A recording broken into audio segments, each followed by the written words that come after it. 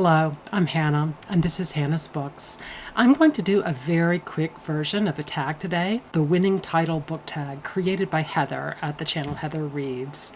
The central question is technically about buying books, but I'm going to cast the question just slightly more broadly, so here we go.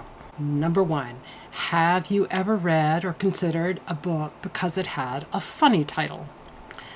I'll name an oldie that my mother loved and that I enjoyed in high school. The Grass is Always Greener Over the Septic Tank by Erma Bombeck.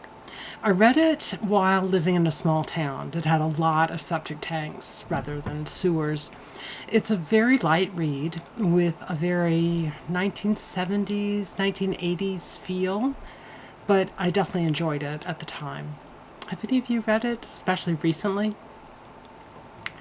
Another kind of funny title comes out of puns, and cozy mysteries seem to be especially fond of that kind of title.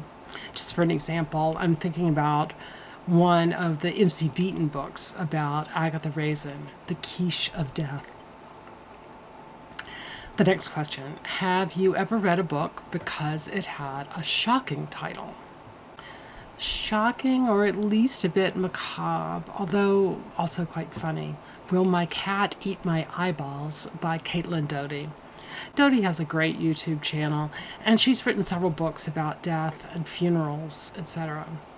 Here she's answering questions she's been asked by young people. Question number 3, have you read a book with a title that sounds like a line of poetry? I'll name The Heart is a Lonely Hunter by Carson McCullers. And actually, this phrase is from a poem by the late 19th century Scottish writer William Sharp. I didn't know the source of the title for many years after first reading McCullers' book, but it isn't a huge surprise to learn it is from a poem of that particular era. The next question asks us to name a book with a heartwarming or homey title.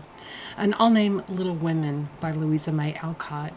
Every time I hear that title, I smile and think about how much this is a book about the process of 4 sisters growing up together. I used to love imagining what it was like to live that way. I didn't have sisters, just one brother, and he is more than 7 years younger than I am. We got along very well, but in a very different kind of way, I think, from the way the March sisters did. Question 6. Name a book with a title with an unusual combination of words. I'll name a couple. A Clockwork Orange by Anthony Burgess, sort of a satirical dystopian novel published in the early 1960s. And RUBYFRUIT Jungle, published in the 1970s by Rita Mae Brown. She's using that phrase to refer to female genitalia. The 7th question, name a book that has a fantastical or magical title. I love the title 100 Years of Solitude by Gabriel Garcia Marquez. Every time I hear the title, I think of folk tales about characters who sleep deeply for many years. Sleeping Beauty, for example, or Rip Van Winkle, which is a story by Washington Irving, but inspired by a European folk tale. And the last question, share a title that is a contradiction or describes the impossible.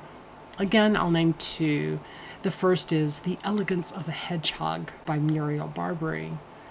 I won't talk explicitly about the plot line, but basically it's the story of a woman who hides her true self, and another character compares her to a solitary and prickly hedgehog who is protecting herself from true connection. Other things about the novel I found to be fascinating. Overall, it was not a huge favorite of mine back when it first came out. If any of you really love it, please tell me. Should I read it again? My second response for this question is Natural Magic by Renee Berglund, a terrific nonfiction book talking about how the poet Emily Dickinson and the scientist Charles Darwin saw the natural world. In our world today, we see natural and magical as opposites, but Berglund points out that at least for Darwin and Dickinson, the 2 words, natural and magic, were very much of a piece, not a contradiction. I'll be writing a formal review soon of this fascinating book, and I'll be sure to link to it when I do. Well, that will do it for today. Thanks for joining me for this great little tag. See you again soon here on Hannah's Books.